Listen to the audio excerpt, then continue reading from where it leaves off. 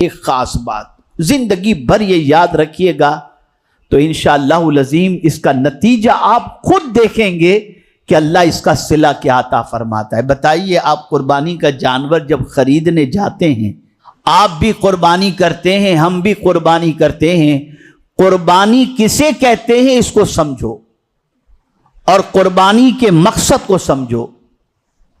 یہ ڈیفینیشن، یہ تعریف قرآن قربانی کی ہمیشہ کے لیے ذہن میں رکھے۔ فرمایا گیا مخصوص جانور کو مخصوص دنوں میں اللہ سے قربت حاصل کرنے کے لیے ان جانوروں کو ذبح کرنا، یہ ہے در حقیقت قربانی۔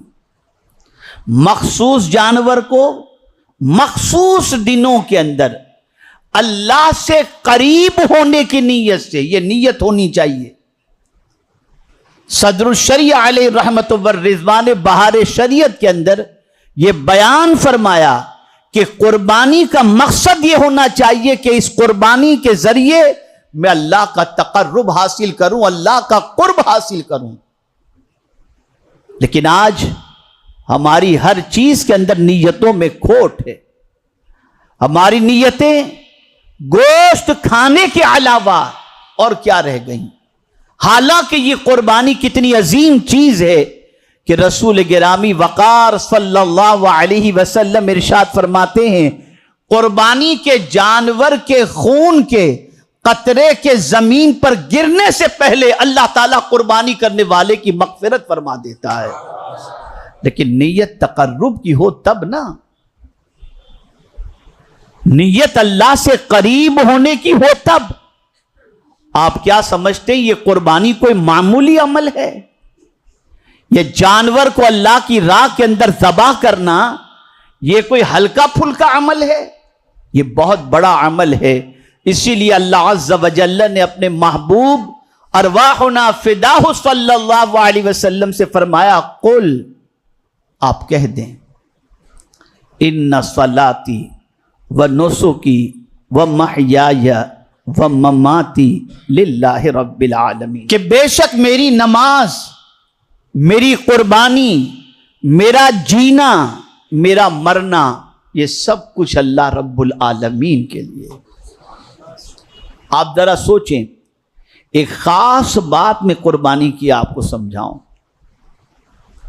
ایک خاص بات زندگی بھر یہ یاد رکھیے گا تو انشاءاللہ العظیم اس کا نتیجہ آپ خود دیکھیں گے کہ اللہ اس کا صلہ کیا عطا فرماتا ہے۔ بتائیے، آپ قربانی کا جانور جب خریدنے جاتے ہیں تو ہائٹ دیکھ لیتے ہیں، باڈی دیکھ لیتے ہیں، لیکن صرف اتنا ہی نہیں دیکھتے، آپ دیکھتے ہیں کہ اس کا سینگ ٹوٹا ہوا تو نہیں ہے، یہ کانا تو نہیں ہے، یہ ساری چیزیں دیکھتے ہیں نا، یہ لاغر تو نہیں ہے، کمزور تو نہیں ہے، یا یہ سارے عیب اس کے آپ دیکھتے ہیں۔ سوال یہ پیدا ہوتا ہے کہ آپ مارکیٹ میں جب بکرے کا گوشت خریدنے جاتے ہیں عام دنوں کے اندر تو جو ملا وہ لے کر آ گئے، اس کے جانور کو آپ دیکھنے نہیں جاتے کہ اس نے جانور جو ذبح کیا ہے اس کے اندر یہ عیب ہیں یا نہیں تھے یا نہیں تھے، جو ملا لے کے آ گئے۔ لیکن قربانی کا جانور جب آپ لینے کے لیے جاتے ہیں تو یہ ساری چیزوں کو کیوں دیکھتے ہیں؟ سبحان اللہ، اس لیے کہ میرے آقا نے فرمایا اللہ کی بارگاہ میں جو جانور ذبح کیا جائے وہ عیب دار نہ ہو، اس لیے کہ عیب دار جانور کی قربانی اللہ کی بارگاہ میں قبول نہیں ہوتی۔ پتہ چلا اگر کوئی چیز عیب والی ہو اسے خدا کی بارگاہ میں پیش نہیں کیا جا سکتا، جو سب سے بہتر ہو وہ خدا کی بارگاہ میں پیش کرو۔ اور ہمارا حال یہ ہے کہ یہ فلسفہ صرف قربانی کے ٹائم پہ یاد رہتا ہے کہ ہمارا جانور عیب دار نہ ہو، باقی چیزوں کے اندر تو جب اللہ کے نام پہ دینا ہے تو جو گھٹیا سے گھٹیا چیز ہے وہ ہم اللہ کے نام پر دینے کو تیار ہو جاتے۔ کتنی بودی فکر ہے اور کتنی گھٹیا فکر ہے ہماری۔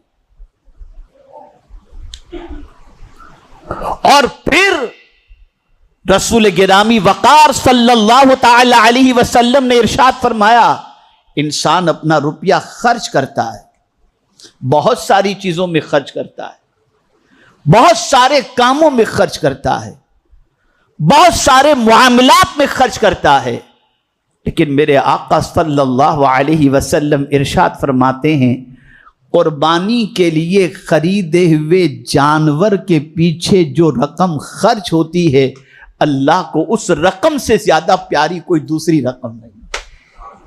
آپ ذرا سوچو، آپ ذرا غور کرو، اور پھر یہ قربانی کا جانور فربا لینے کا حکم ہے، توانا لینے کا حکم ہے، مریل مردار جیسا نہ۔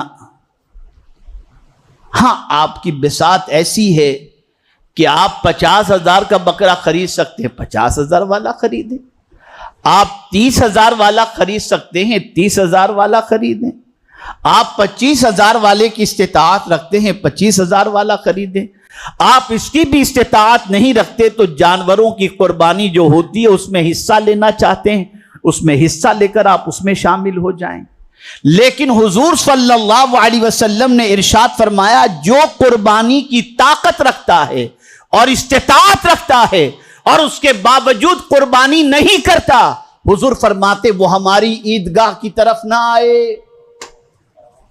آئے وہ ہماری عیدگاہ کی طرف۔ اور آقا کریم صلی اللہ علیہ وسلم نے ارشاد فرمایا یہ جانور جسے اللہ کی راہ میں ذبح کیا جاتا ہے تم جانتے ہو اس کا مقام کیا ہے؟ اللہ اکبر۔ صحابہ نے پوچھا تھا تو حضور صلی اللہ علیہ وسلم نے فرمایا جانور کے جتنے بال ہیں نا ان بالوں کی تعداد کے برابر اللہ قربانی کرنے والے کو نیکی عطا فرماتا ہے۔ اور یہی نہیں، یہ جانور پل صراط پر تمہاری سواری ہوگا، تمہیں پل صراط پر گرنے نہیں دے گا، تیزی کے ساتھ تمہیں پل صراط پار کرا دے گا۔ اور یہاں ایک بات خاص طور پر حضور نے فرمائی، اسے آپ ذہن میں رکھو، کبھی بھی بے دلی سے قربانی مت کرنا، اس لیے کہ اللہ دل کو دیکھتا ہے کہ اس بندے نے میرے نام پر خوش دلی سے خرچ کیا یا بس یوں ہی خرچ کر دیا، ارے یار بہت پیسے چلے گئے۔ نہ، سرکار صلی اللہ علیہ وسلم فرماتے قربانی خوش دلی سے کرو، اور یہ بات یاد رکھیں اللہ کے نام پر جتنا قربان کیا جائے اس کا 10 گنا اللہ تعالیٰ نے دینے کا وعدہ فرمایا ہے، اس لیے خوش دلی سے قربانی کرو۔ لیکن یہ نیت یاد رکھیے گا صرف گوشت کھانے کی نیت نہ ہو، اس لیے کہ صدر الشریعہ علیہ الرحمت والرضوان نے فرمایا کہ قربانی مخصوص جانور کو مخصوص دنوں میں اللہ کے قرب حاصل کرنے کی نیت سے قربانی کرنا۔ یہ قربان لفظ جو ہے نا یہ اردو نہیں ہے، یہ عربی لفظ ہے، اسی سے قربانی بنا ہے، اور اس کے معنی تقرب کے ہوتے ہیں، اللہ کے قریب ہونے کے۔ تو میرے پیارے آقا صلی اللہ علیہ وسلم کے پیارے دیوانوں، یہ قربانی ہمیں اللہ سے قریب کرتی ہے، یہ قربانی اللہ کا تقرب حاصل کرتی ہے، تقرب ہمیں حاصل کرنے میں مدد کرتی ہے۔ اس لیے اس چیز کو اچھی طریقے سے یاد رکھیں۔ اللہ نے حضرت ابراہیم علیہ الصلاۃ والتسلیم کی 2 یادگاروں کو اور 2 چیزوں کو، ایک تو یہ کہ وہ حجاج کرام جو عرفات کے جو حجاج کرام احرام کی حالت میں بال ناخن نہ ترشوا کر احرام کی پابندی میں لگے رہتے ہیں، ہم وہاں نہیں پہنچ سکے تو ہم ان 10 دنوں کے اندر اپنے ناخن اور بال نہ ترشوا کر ان کی سنت پر عمل کر لیں حضرت ابراہیم علیہ الصلاۃ والتسلیم کی۔ اور دوسرا قربانی ہم وہاں پہنچ کر کے وہاں جو قربانی ہوتی ہے یہ والی قربانی نہیں، وہ تو حج کے شکرانے کی قربانی ہے، وہ یہ عید الاضحیٰ والی حج کے شکرانے کی قربانی۔ حج کی شکرانی کیوں؟ آخر مفرد پر حج، افراد کرنے والے پر حج نہیں، قربانی نہیں ہے۔ جو حج افراد کرتا ہو اس پر قربانی مستحب ہے، لیکن قران اور تمتع جو کرتا ہے حج قران جو کرتا ہے اور حج تمتع جو کرتا ہے اس پر قربانی اس لیے واجب ہے، اور حج افراد کرنے والے پر اس لیے قربانی واجب نہیں کہ حج افراد والا خالی حج کرتا ہے، عمرہ نہیں کرتا، لیکن قران والا عمرہ بھی کرتا ہے اور حج بھی کرتا ہے، تمتع والا عمرہ بھی کرتا ہے اور حج بھی کرتا ہے، تو وہاں جو قربانی ہے وہ اس شکرانے میں، مولا میں تو حج کرنے آیا تھا لیکن تو نے عمرہ بھی کرا دیا، اس لیے میں شکرانے میں قربانی پیش کر رہا ہوں۔ یہ ہے اصل مسئلہ۔ تو میرے پیارے آقا صلی اللہ علیہ وسلم کے پیارے دیوانوں، اللہ عز و جل کی بارگاہ میں دعا ہے کہ ہمیں خوش دلی سے اللہ کا تقرب اور قرب حاصل کرنے کے لیے قربانی کرنے کی توفیق نصیب فرمائے۔